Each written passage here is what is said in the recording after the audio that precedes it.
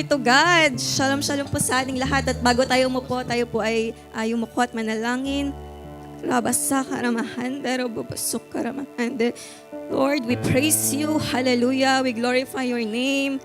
Lord, salamat Panginoon sa gabi na to, O God. Hallelujah. Lord, thank you for another opportunity, Lord, to share your word. Hallelujah. With signs, wonders, and miracle. Rabasak aramahande. Lord, we pray, Panginoon, right now that the open heaven, O Lord, will be upon us, O God. Salamat, Lord, sa mga revelation mo. Salamat sa mga salita mo, O Lord. Hallelujah. Thank you, Lord, for setting us apart, O God. Hallelujah. Thank you, Lord, for setting us apart, O Lord, sa lahat ng distraction, sa lahat ng gawa ng kaaway, Panginoon. And thank you, Lord, for giving us, Panginoon, a life that is full and abundant in the mighty name of Jesus. And tonight, Lord, as we study your word, let the open heaven, Panginoon, let the word of your revelation, Panginoon, will manifest in our lives, O God. Open our spiritual eyes and understanding, O Lord. And I pray, Panginoon, that you will override my preaching tonight, O Lord, according to the message, Panginoon, na gusto mong iparating sa bawat isa sa amin. Maraming salamat, O Diyos, for tonight. And mapapurihan ka, Panginoon, sa spirito at katotohanan. In the mighty name of our Lord Jesus Christ, this we pray. Amen and amen. Amen. Glory to God. Nakakaupo na po tayong lahat. Amen. And ngayong gabi po, nasa team po tayo ng Set Apart. Amen. And ang ating scripture reading ay matatagpuan sa Leviticus 20, chapter 22 to 26. Amen. So, sino na dito sa atin yung mga nag-PD2? Amen. So, halos lahat sa atin. Amen. So, we are now living in a spiritual. Amen. So, pwede bang makahingi ng amen? Amen. Praise God. So, most of us are very comfortable when we are living in our hometown. Tama po ba? Amen. Yung kilala mo yung mga nakatira. Amen. Aware ka kung sino yung mga nasa paligid mo. In short, doon ka lumaki sa lugar na yon. Amen. Pero paano kung napunta ka sa ibang lugar? Tulad dito sa UAE, sino yung mga bago sa UAE? May bago po ba? Amen. Praise God. So, nung bago tayo, amen, ang daming mga unfamiliar sa paligid natin. Tama po ba? Hindi naman nung dumating ka dito, alam mo na yung culture nila. Amen. So, yung pananamit nila, yung pagkain nila, amen. So yung even yung pananalita, amen. So ano pa yung kakaiba? So ayun, syempre kakaiba din yung amoy, amen. Syempre very powerful, amen. So anong reaction natin? Amen. Ano yung first impression natin nung tayo ay napunta? Brother, anong reaction mo? Amen. Siyempre, nanibago tayo. Amen. So, kung naninibago tayo, may tinatawag tayo dun yung word na culture shock. Amen. So, kasi lahat bago sa paningin mo at sa pakiramdam mo, at nung dumating ka dito sa lugar na to, sa ginagalawan mo, hindi na tulad nung dati. Amen. Kumbaga, kapag tumawid ka dito, mapa-fine ka. Amen. Kahit na walang sasakyan na dumadaan, kung naka-stoplight yan, bawal tumawid. Unlike sa Pilipinas na kinalakihan natin, kahit na yan ay naka-stop, kung walang sasakyan, sino tatawid? Tatawid at tatawid. Amen. So, ibig sabihin, amen, madaming kailangan i-consider kapag tayo ay nasa bagong lugar. Amen. Even yung kanilang amen. Iba yung kanilang culture, yung sabi nga natin kanina. Amen. In the same way po, when we became born again, amen, it can be a culture shock. Amen. Paano daw? Amen. So, as we find ourselves having to learn by the Spirit, amen, dahil sa tayo ay namuhay, amen, sa physical world, now that you learn to live in the spiritual, nagkakaroon ng culture shock sa ating spiritual living. Amen. Anong ibig sabihin? Ito'y pala yung tinatawag ng Lord na we are set apart. Amen. Nagkakaroon ng distinction. Amen. So dumaan tayo sa moment na yan when we encounter Jesus Christ. Amen. Nung bago pa lamang tayo. Amen. Yung habang tayo ay, yun nga, sabi ni Pastora, umattend ka. Siyempre, hindi ka lang umattend, di ba? Continuous yan hanggang sa nag-a-attend ka na ng mga activity, sumasama ka na sa mga life group, amen. So, nagkakaroon ng distinction, amen. Yung mga physical activity mo dati, nawawala na, amen. Napapalitan na ng spiritual, amen. So, ito yung tinatawag nagkakaroon ng distinction yung ating spiritual life because we are now living in our spiritual realm, amen. Nasa spiritual realm na tayo, amen. At yung dati na we are living in carnal mind, now that we accept our Lord Jesus Christ, we are now in spiritual realm. Amen. Kaya ngayong gabi po, amen, ang ating pag-uusapan ay living set apart, not isolated, but distinct. Amen. So when we say isolated, amen, nakahiwalay. So hindi tayo nakahiwalay. Amen. But distinct, when we say distinct, amen, namumukod tangi or naiiba. Amen. So we are living set apart, hindi nakahiwalay, pero naiiba. Amen. May distinction. Amen. Unlike tulad ng isang believer at non-believer. Amen. Amen. So being separated doesn't mean you remove yourself from the world or your responsibilities. Amen. Sabi nga po. At ang sabi ng Panginoon in John 17 verse 15 to 16, My prayer is not that you take them out of the world, but you protect them from the evil one. Amen. They are not of the world, even as I am not of it. Amen. So, nilagay tayo ng Panginoon sa isang lugar kung saan, amen, merong pagkakaiba in spiritual. Amen. So, holiness is not physical separation. It's spiritual distinction. Amen. Sabihin mo sa katabi mo, we are in this world, but we are not from this world.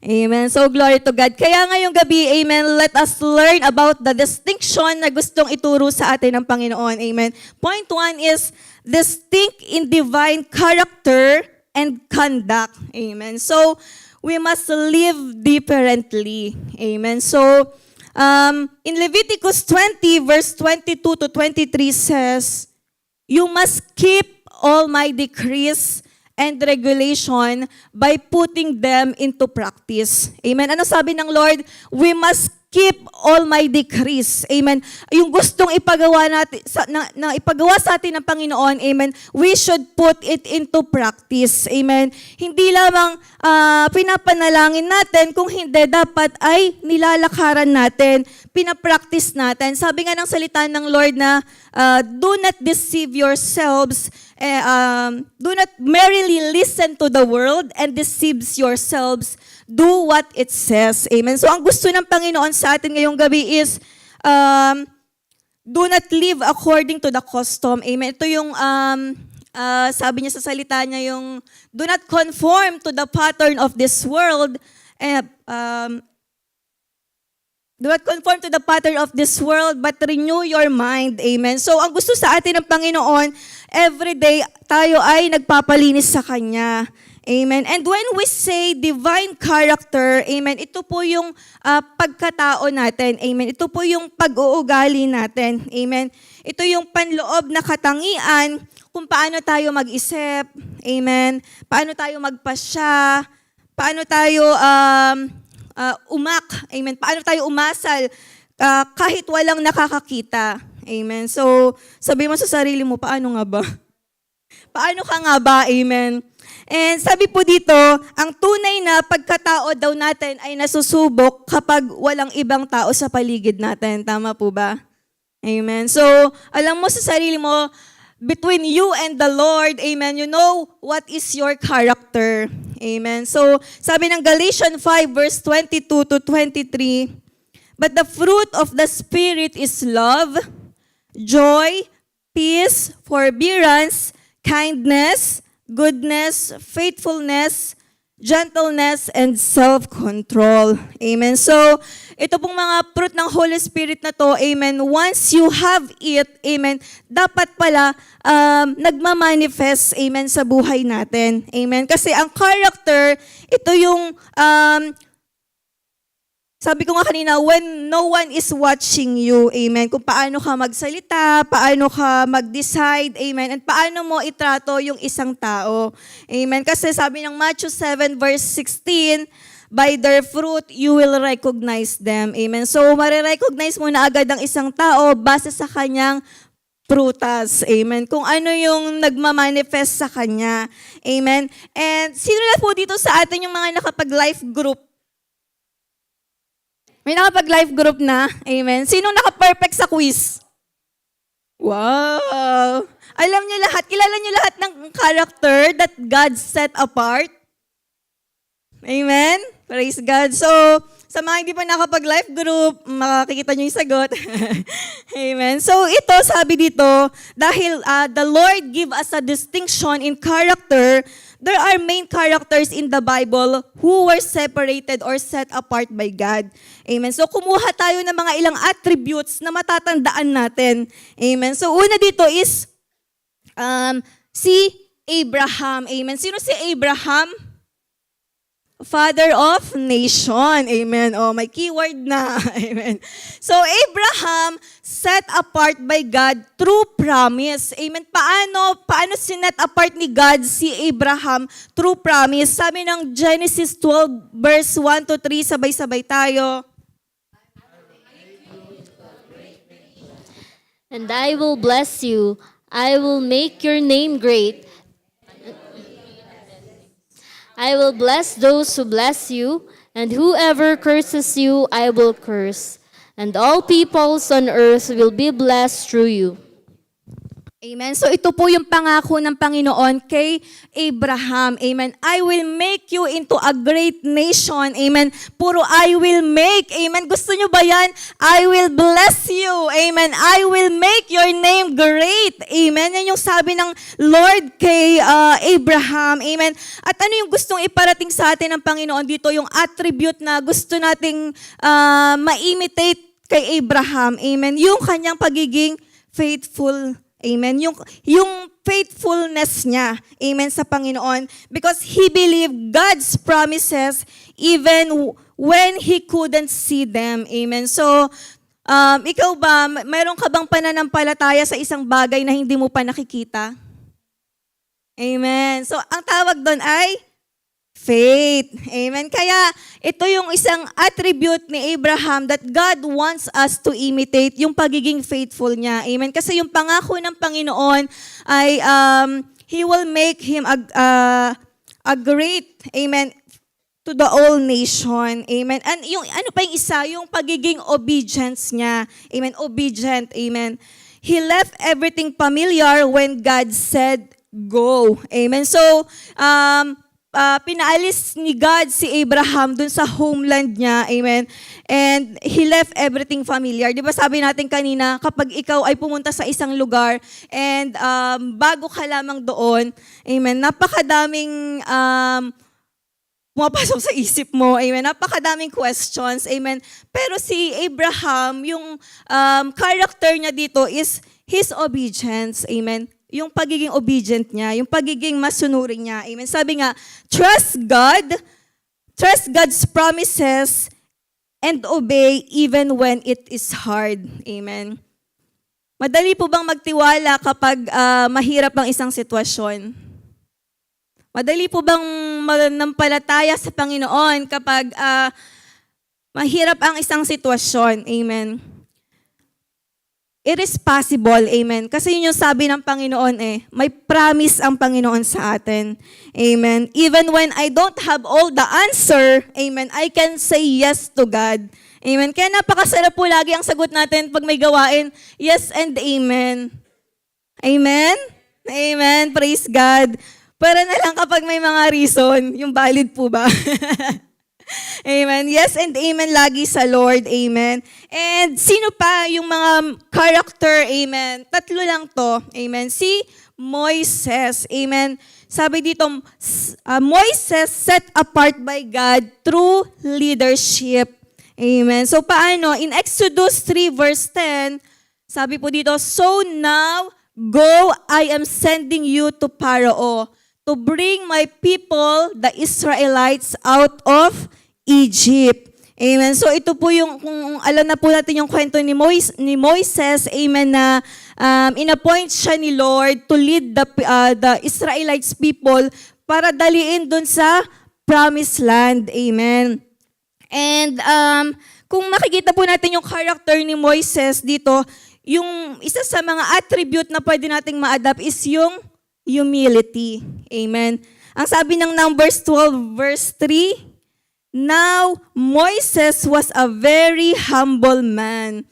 Amen. More humble than anyone else on the face of the earth. Parang nung binabasa ko to, wow, si Moises pala yung pinaka-humble na tao. Amen. Grabe, no? Yung isang attribute na sinet apart ng Panginoon, i-imitate natin, amen, yung character nila. Amen. Kaya less lang po ito para mas ma-grasp natin, amen, yung message na gusto iparating sa atin ng Panginoon. Amen. So sabi dito, his humility, amen. So he knew he wasn't enough, but he knew God was. Amen. Kasi si Moises po, ang tagapagsalita niya ay yung kanyang kapatid. Kasi hindi po siya, tama po ba ako? Na hindi siya yung masyadong makapagsalita sa ganyan. Parang di siya makapagsalita ng maayos. So, marami siyang mga doubts, amen, na kung kakayanin niya ba, amen, na i-lead yung mga tao, amen. But through his humility, amen, ginamit po siya ng Panginoon, amen. So, ano pa yung isang attributes ni Moises, amen, yung dependence niya sa ating Panginoon, sa ating Lord, amen. So, isa to sa magandang character, amen, na when every circumstances in our lives, we must always depend on God. Amen. Anumang sitwasyon natin, amen, masaya man yan, amen, andun ka man sa lowest peak ng season mo, amen, always depend on God. Amen. Sabi nga ni Moises, if your present doesn't go with us, do not send us apart from here. Amen. So, amen. So, sabi po dito, I don't need to be perfect. Hindi natin kailangan maging perfect. Amen. We just need to stay in God's presence. Amen. And napakasarap po na i-meditate yung mga character na mai-imitate natin kasi dito nagkakaroon ng manifestation, amen, yung pangako ng Panginoon sa atin, amen. And last is si Daniel, amen. So, Daniel set apart by God through influence, amen. So, dito sa Daniel 6 verse 26 to 27, dito na-issue yung decree that in every part of my kingdom, people must fear and reverence the God of Daniel. Amen. So dito na po sumunod yung king. Amen. Kasi di ba po si Daniel ay, he is very, ang tawag dito, yung pananampalataya niya sa Panginoon is very firm. Amen. Naglabas ng decree yung mga tao doon na sino mang sumamba sa God, amen, ay will put into death. Amen. Pero siya, pinanampalatayaan niya yung pagsunod niya, pagsamba niya sa Panginoon. Amen. Hanggang sa napunta siya sa lion's den. Amen. So, kung mapapansin natin, amen, na-save, na-rescue, amen, si Daniel, amen. And ang sabi po dito, his distinction opened doors to lead even pagan kings to honor God. Amen. Pakibasa nga po ng Daniel 6:26 to 27. I issue a decree that in every part of my kingdom, people must fear and reverence the God of Daniel. For he is the living God, and he endures forever. His kingdom will not be destroyed. His dominion will never end. He rescues and he saves. He performs signs and wonders in the heavens and on the earth. He has rescued Daniel from the power of the lions. Amen. Praise God. So ito po yung binigay na influence, amen, ni Daniel sa mga tao doon. Amen. Na even pagans bow down to our Lord. Amen. And sabi po dito, when you are set apart, amen, people see the God you are serving. Amen. Manatili ka lamang, amen, sa pananampalataya mo, amen. No one can defeat you, amen. Kahit nga kamatayan, hindi natakot si Daniel, amen. Kasi meron siyang integrity, amen. He lived in a clean life, amen. So, his prayerfulness, amen. He consistently pray, amen. Parang 3 times a day siyang manalangin, amen. And yung pagiging courageous niya, yung courage niya, amen.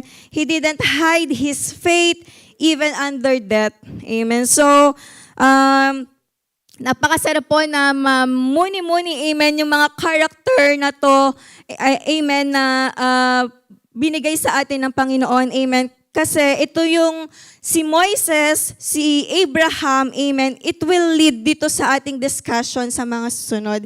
Amen. And sabihin mo muna sa katabi mo, your character is your greatest testimony. Amen. So, nalaman na natin yung character natin, amen, na ito yung pag-uugali natin. Amen. Ngayon naman, yung ating conduct. Amen. Sino yung may right manners and right conduct? Good manners pala yun. Right, good. Amen. So, ito naman po yung pagkilos natin. Amen. Ito yung panlabas na kilos o gawin natin kung paano tayo kumikilos araw-araw. Amen. In Titus 2 verse 12 says, it teaches us to say no to ungodliness and worldly passions, and to live self-controlled, upright, and godly lives in this present age. Amen. So how you behave at work, at home, amen. When you are tired, when you are pagod, amen. When you have problems, amen. Dito, amen, nasusukat yung ating pagkilos, amen. Nakikita sa pagkilos natin, amen. Hallelujah, amen. And I am so blessed. Wala pala dito yung mga disciples ni Jesus, amen. Last week po, and then last night, may meet up kami, amen.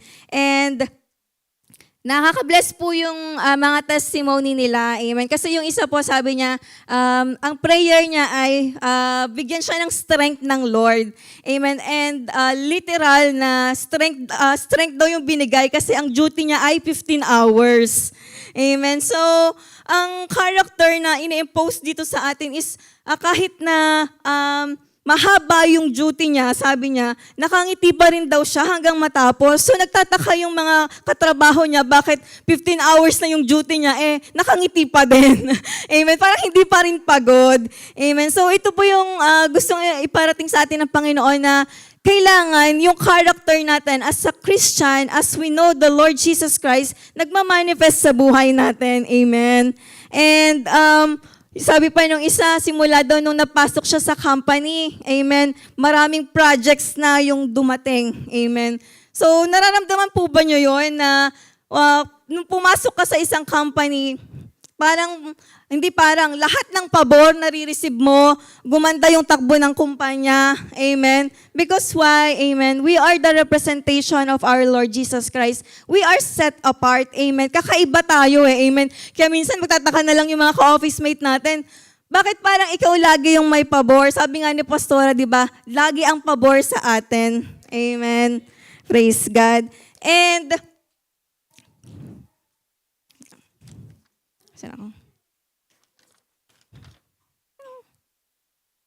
amen. And people should see something different in our lifestyle. Your actions should reflect that you are led by the Spirit, not the world. Amen. So ito po yung different ng character and then ng conduct natin. Amen. And number 2 is yung distinct in divine identity and calling. Amen. So you are not what the world says you are. You are who God says you are. Amen. So, ano man yung naririnig natin sa mundo, amen, hindi tayo yon. Amen. Paniwalaan natin is yung salita ng Panginoon kung ano tayo. Amen. We are fearfully and wonderfully made. Amen. Sabi po ng Leviticus 20 verse 26, you are to be holy to me because I, the Lord, I am holy and I have set you apart from the nations to be my own. Amen. So, our identity is belong to our Lord Jesus Christ. Amen. We are created on His own image and likeness. And in 1 Peter 2 verse 9 says, but you are a chosen people. Amen. Sabihin mo sa katabi mo, you are chosen. Amen. Pinili ka ng Lord, a royal priesthood, a holy nation, God's special possession. Amen. Di ba napakasarap na special possession pala tayo? Ibig sabihin, pag-aari tayo ng Panginoon. Amen. That you may declare the praises of Him who called you out of darkness into wonderful lights. Amen. So from we are in darkness before, now that set us apart, we are now in wonderful light. Amen. So, we are set apart to declare His praises. Amen. And when we say divine identity, amen, alam na natin yan. Amen. Ano sabi ni Ma'am Shi nung last preaching niya? You belong to God. Amen. So yun yung ating divine identity. Amen. You are not defined by culture, past, yung titles natin, ano man ang posisyon mo, amen, or yung mga opinion ng ibang tao. Amen. Sabi dito, when we say past, amen, di ba nakaraan na yon, amen, hindi na dapat pang binabalik-balikan pa. Tama po ba? Amen. Even past relationship, because Jesus set us apart already. Amen. Inihiwalay niya na tayo sa mga maling tao. Amen. So, kaya huwag mo nang babalikan pa. Sabihin mo sa katabi mo, huwag mo nang babalikan pa. Amen. Pati yung mga ginagawa natin before, amen, na hindi nakakalugod sa Lord, amen, huwag na nating babalikan pa. Amen. Because our identity is belong sa Panginoon na. Amen. So, you are sealed with the Holy Spirit. Amen. You are marked by God. Sabihin mo, you are marked by God. Chosen. You are redeemed and forgiven. And called His own. Amen. So, ito po yung mga divine identity natin, amen, that represent that we are belong to our Lord Jesus Christ.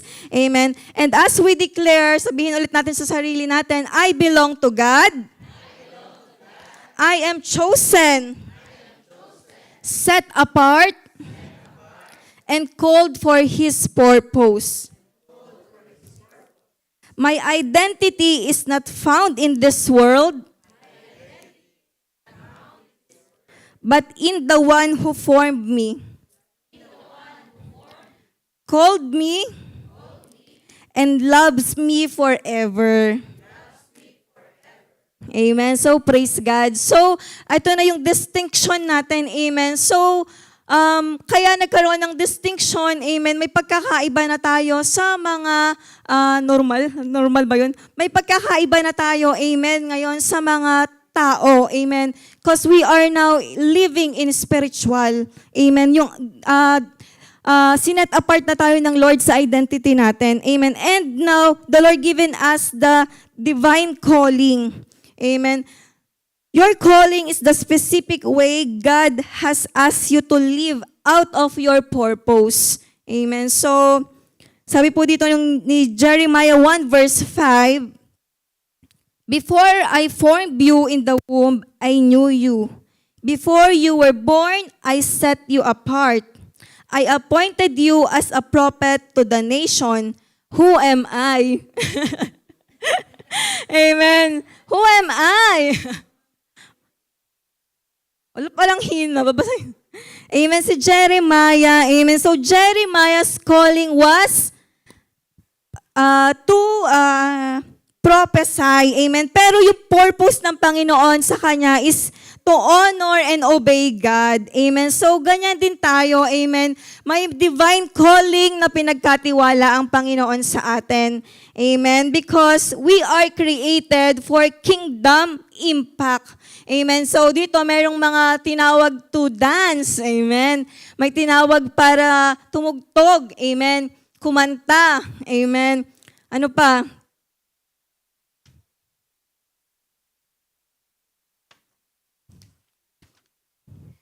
Mag-share ng gospel ng Panginoon. Proclaim His goodness. Amen.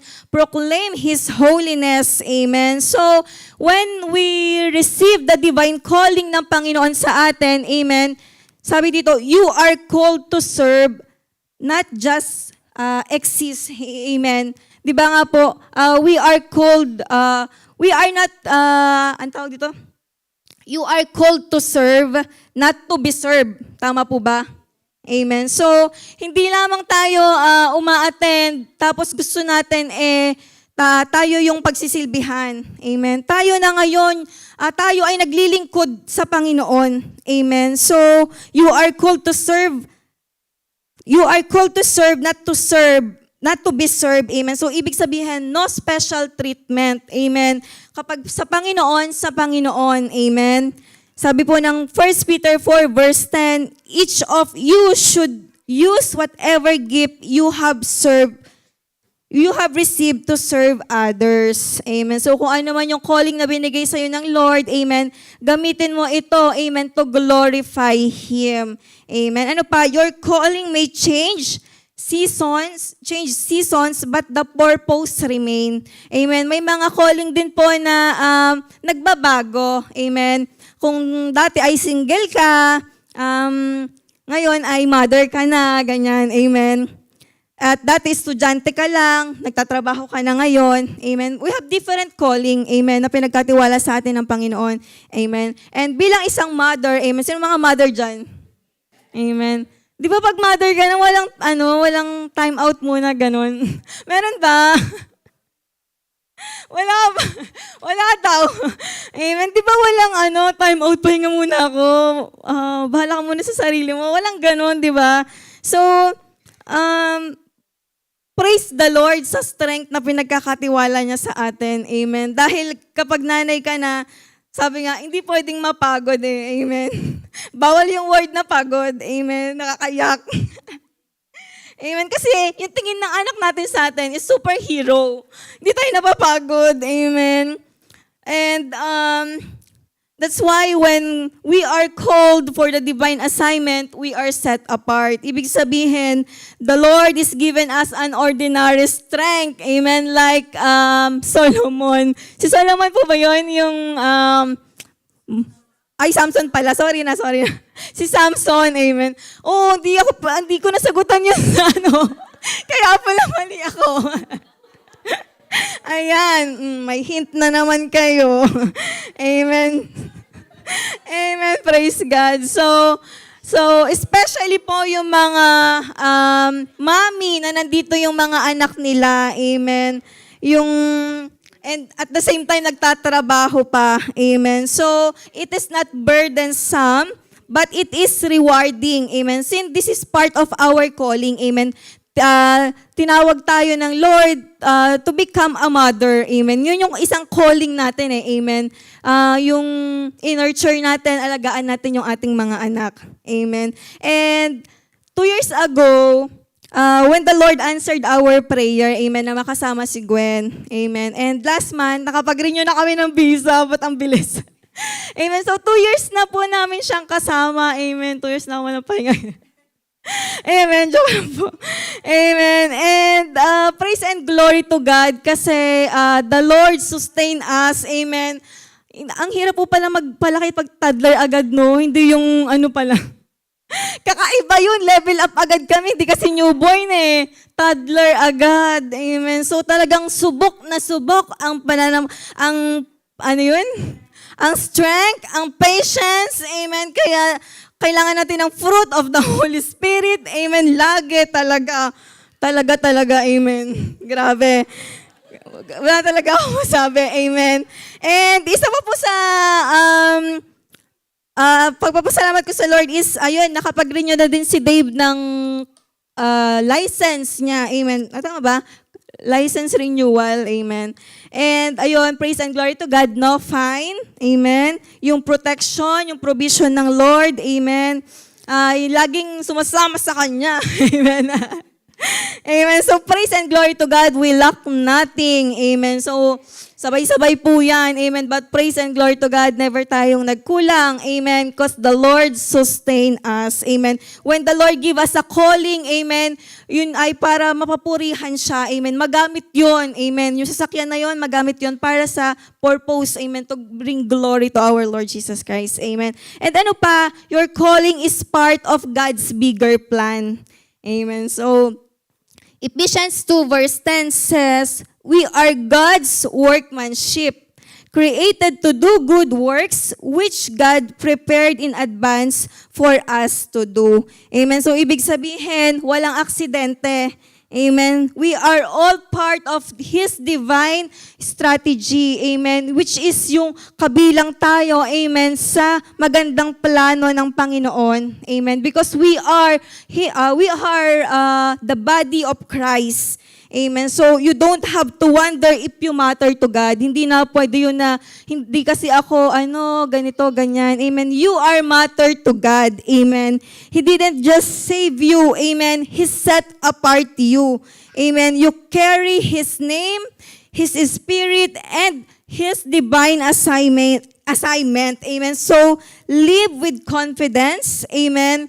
You are distinct in divine identity and calling. Amen. So, praise God. So, natapos na tayo sa divine character and conduct. Natapos na tayo sa divine identity and calling. Amen. And last point po is distinct in divine purpose. Amen. So, you know why you are here. Tanungin mo nga yung katabi mo, alam mo ba kung bakit ka nandito?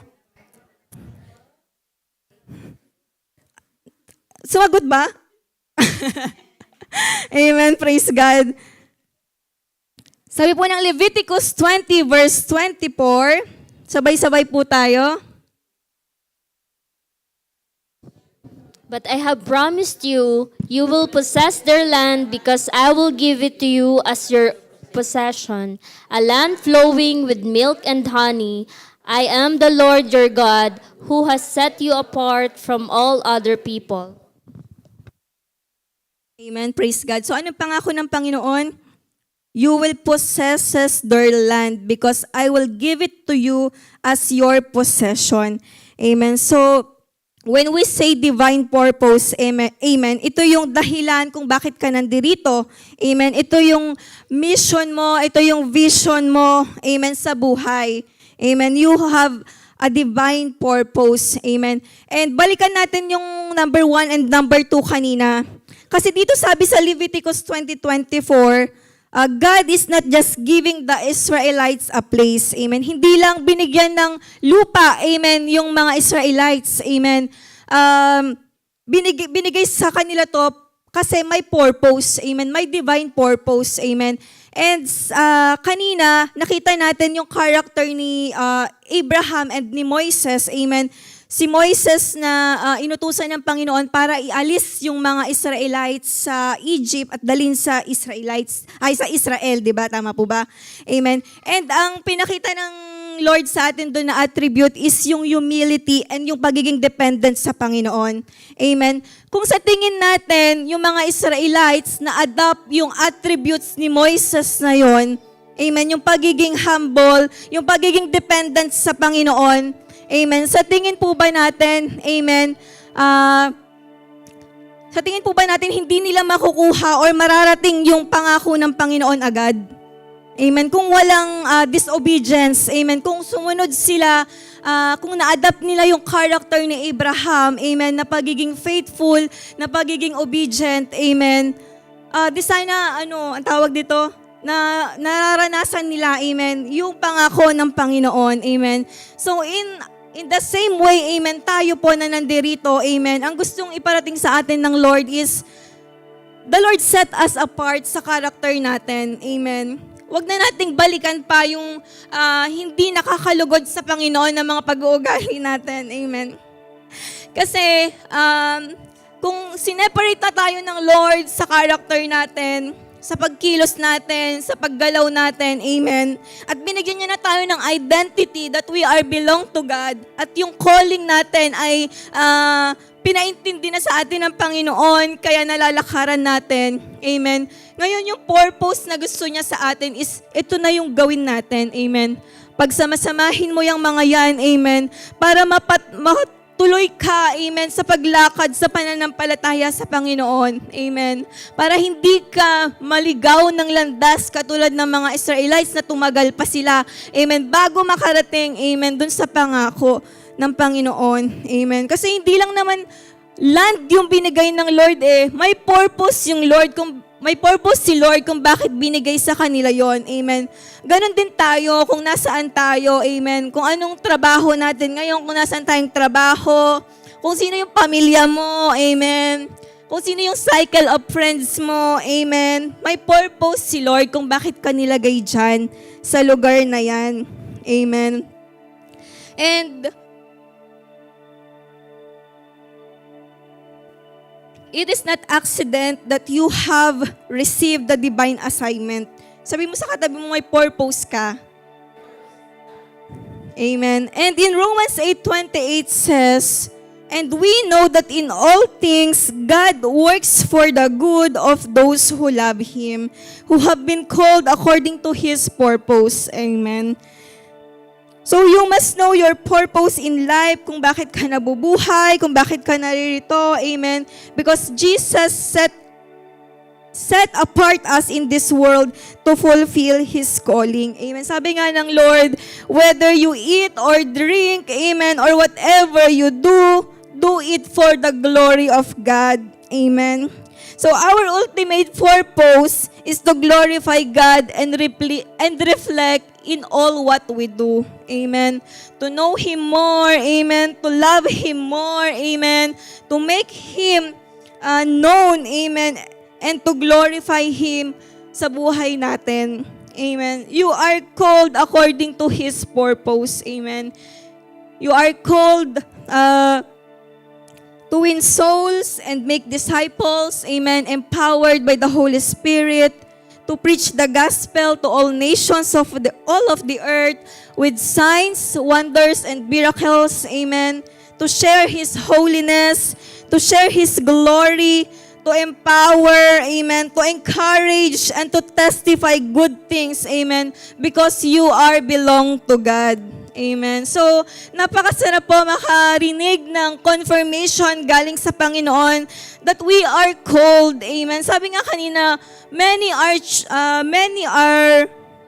are called but few are chosen. At isa ka sa mga chosen isa ka sa mga chosen na pinili ng Panginoon, kaya ka nandirito ngayong gabi. Say amen. Amen. Praise God. And your purpose is greater than your plans. Amen. Many are the plans in a person's heart, but it is the Lord's purpose that prevails. Proverbs 19:21. Amen. So, yung purpose ng Panginoon sa atin is to give us a life na may direction. Amen. Hindi yung gusto mo lang. Amen. Minsan kasi binibigay na sa atin ng Lord, pero lagi yung will natin ang gustong masunod. Amen. Pero ngayon sabi ng Lord, your purpose is greater than your plans. Yung mga plano natin, that is only temporary. Amen. And ang gustong bigay sa atin ng Panginoon ngayong gabi is, yung purpose niya lagi yung masunod sa buhay natin. Amen. Praise God. And your purpose brings clarity and focus. Amen. Kung alam mo yung purpose mo, amen, hindi ka mada-downfall, amen. Hindi ka babalik in your old life, or hindi ka maliligaw ng landas, amen. Kasi alam mo yung purpose mo wala ka ng why, wala ka ng what, amen. Hindi ka na magtatanong, amen. Because you already know your purpose, may clarity ka na, amen. And your purpose points others to Jesus. Amen. Ito yung isa sa pinakamasarap na purpose na magamit yung buhay natin. Amen. Na maraming makakilala sa Lord sa pamamagitan natin. Amen. And sabi nga, yung purpose natin is to bring glory to God, to reveal His goodness. Amen. And as a wife, you are not just supporting your husband. Sino yung mga wife dito? Parang mother din yun na wife. Iba pala yun. Wife, and then, sabi, you are building a godly legacy. Amen. I really believe that we wives, God separated us because we have a distinct purpose. Amen. We are called to nurture our family, to take care of our family. Amen. Isa tayo sa mga responsable para maging malinis yung bahay.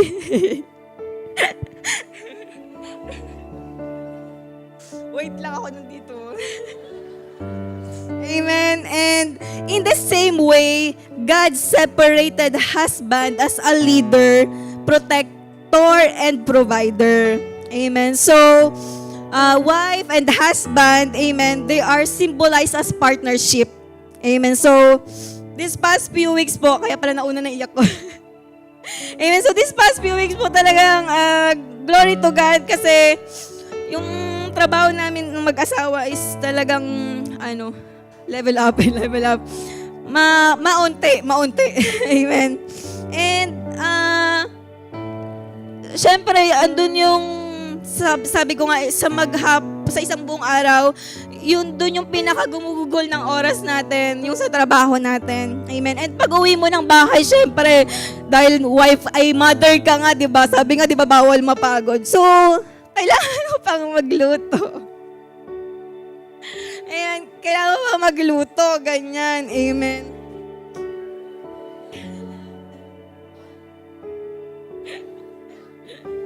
Pero alam niyo po, kahit na pagod kaming mag-asawa sa trabaho, sige, ikaw na. Si Dave po, hindi niya po talaga ako pinapabayaan sa gawaing bahay. Kahit po ganyan yan. Amen. So, minsan darating yan ng bahay, hindi pa nakakapagbihis. Alam niyo kung anong kinukuha? Yung basket. Kinukuha na agad yung basket kasi magsasalang na ng labahin. Amen. And mararamdaman mo talaga na hindi lang ikaw yung nagtatrabaho, hindi lang ikaw yung gumagawa. Kasi parang mindset kasi dati, di ba, pag wife ka, ikaw dapat lahat, ikaw nagluluto, naglalaba, nagpaplansya, and everything. Amen. But praise and glory to God sa suitable partner na pinagkaloob sa atin ng Panginoon. Amen. May tagalaba tayo. Amen. Naglalaba naman po ako, pero kasi pag ako naglaba, isang linggo yan. Siya, ayaw niya na pupuno yung basket. Amen. So, ayun po. So, bilang isang wife, bilang isang husband, amen, may purpose tayo na siniserve. Amen. Nakuha niyo po yung point na ito yung calling natin. We need to serve our purpose. Amen. And as a parent, you are not just raising kids. Amen. You are discipling the next generation. Amen. Paano mo ba i-raise yung anak mo? Paano mo sila i-nurture? Amen. Kasi sila yung magiging sila na yung next generation. Amen. We want a next generation that love God and love people. Amen. Kaya yun talaga yung iniiyak ko sa Lord. Amen. Na mapalaki namin yung anak namin. Amen. Na serving God, may takot sa Lord. Amen. Masasabi ko po na isa sa pinakamahirap na role yung isang maging magulang. Amen. Yung mapalaki mo yung anak mo, ayan. And ito po yung, sabi ko nga, iniiyak ko sa Lord. Amen. Ang battle ko po is yung pag dinidisiplina ni Dave si Gwen. Amen. Nasasaktan ako kasi lumaki kasi ako na hindi malakas yung boses. Ayun. And normal sa kanila yun na malakas yung boses 7 years na kami kasal pero hindi pa ako sanay na malakas yung boses. Pero pag tinatanong ko si Anika, hindi naman daw galit yung daddy niya. So ako lang pala yung nakaka-misinterpret na malakas yung boses. Kala ko nag-aaway na naman sila. So, amen. So, sabi po, but raising our child, amen, is not easy but always lifted up to God. Dahil naniniwala ako na the Lord will guide us. Amen. Paano natin palakihin ang ating mga anak? Amen. The Lord will sustain us. Amen. Kasi yung ating mga anak is belong to our Lord Jesus Christ. Amen. And it is one of our purpose and calling to raise them. Amen. Na may takot sa Lord. Amen. And also, as a worker, dito na po ako magtatapos. Amen. You are not just earning, you are demonstrating integrity. Amen. Hindi ka lamang kumikita. Amen. Kung hindi, ikaw yung nagbibigay ng katapatan. Amen. Ikaw yung nagiging light and salt sa trabaho mo. Amen. Last week po, nag-renew na ako ng visa ko and I praise and glory to God kasi sa wisdom na pinagkaloob niya sa akin for the past years na sinamahan niya ako sa trabaho ko. Amen. Yung favor and supernatural blessings yung pinalanas sa akin ng Lord. Kung before, wala akong annual ticket. Amen. Ngayon, yearly ticket na yung meron ako. And there's no specific amount kung magbubuk ka. Amen. And dati, kung marireceive mo yung increase mo 3 years, pero ngayon, yearly, binagkakalob ng Lord yung increment natin. Amen. That's why we are called set apart. Amen. Iba yung pabor natin. Amen. Iba yung pabor natin because we are belong to God. Amen. Sabi nga, di ba, isipin mo lagi na papabor sa'yo. Amen. Huwag mong isipin na negative agad. Always think positive, amen. Whether in pain or praise, amen, trials or triumph, amen, remain set apart, amen. And especially in seasons of answered prayer, amen, let our gratitude, amen, turn into deeper dedication, amen. Mas maglumalim yung pananampalataya natin kasi ang sabi po ng Lord, once you receive your answered prayer, it is not the end point. Amen. Hindi natatapos doon. Amen. Doon pa lang magsisimula na lakaran mo yung divine purpose mo na gustong iparating sa iyo ng Lord. Amen. Ito yung mamagnify siya. Amen. Magamit siya. Amen. Na instrument. Magamit tayo na instrument para papurihan ng ating Lord. Amen. And gusto ko po ibalik sa Lord lahat ng papuri at pasasalamat this end of the month. One of my 16th prayer, amen, 16 item prayer was answered. Amen. Ito yung increase ng aking increase of giving of my tithes and offering. Amen. Kasi this end of the month po ay effective na yung salary increase ko. Amen. Pero February pa lang confirmed na to Amen.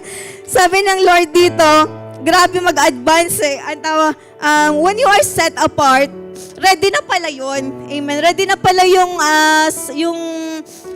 answered ng Panginoon sa atin. Ang kailangan lang pala is hingin natin. Amen. Tignan niyo po yung tagal. February, March, April. Amen. Pero February pa lang nung nag-aas ako, binigay agad. Amen. Baka ngayon, kapatid, hindi ka pa nag-aas. Amen. Sabi ng Lord, ask anything in my name and I will give it to you. Amen. So, when you are set apart by the Lord, amen, binibigyan niya tayo ng puso, amen, na may pag-ibig, amen. And I praise and glory to God po that the Lord set apart my heart sa pagbibigay, amen. There is no burden, there is no sorrow, amen. I've been giving my tithes for almost 7 years faithfully and ranas ko po, amen, na hindi po kami pinagkulang ng Lord, amen. Sa lahat po ng nakakaalam, paano kami nag-start ni Dave, amen. Until now, the Lord sustained us and mold us, amen, according to His image and likeness, amen. And lastly po, amen, next month ay kami po ay magbabakasyon. Amen. God given me a confirmation sa aking bakasyon kasi last December po kasi kakabakasyon lang nila mama. So iniisip ko kung uwi ba kami. Amen. And sabi ng Lord, trust in the Lord with all your heart. Di ba sabi nga kanina, trust God even when it is hard. Amen. Bakit hard? Ang dami kong iniisip Lord, paano kaya yung ganito, yung ganyan? Amen. Para sabi ng Lord, trust with the Lord with all your heart and lean not on your understanding. Amen. In all your ways, submit to Him and He will make your path straight. Amen. So, praise and glory to God. After 7 years, makukompleto po kami magkakapatid. Amen. And yun nga po, makikita ko po yung aking pamangkin. Amen. And he will dedicate also to our Lord Jesus Christ. And we will anoint our house. Amen. 4 years in the making, still under construction. But all the glory, all the honor, and the highest adoration belongs to our Lord Jesus Christ because He sustained everything. Amen. So, Jesus Christ is the ultimate set apart, the one who saved us from our sin, amen, who gave us our salvation, who set us apart from any forms of sickness and diseases, poverty and lies of the enemies. That's why Jesus wants us to set apart, amen. Not isolated, amen, but distinct in all aspect of our lives. Ayun lamang po, maraming salamat. Glory to God.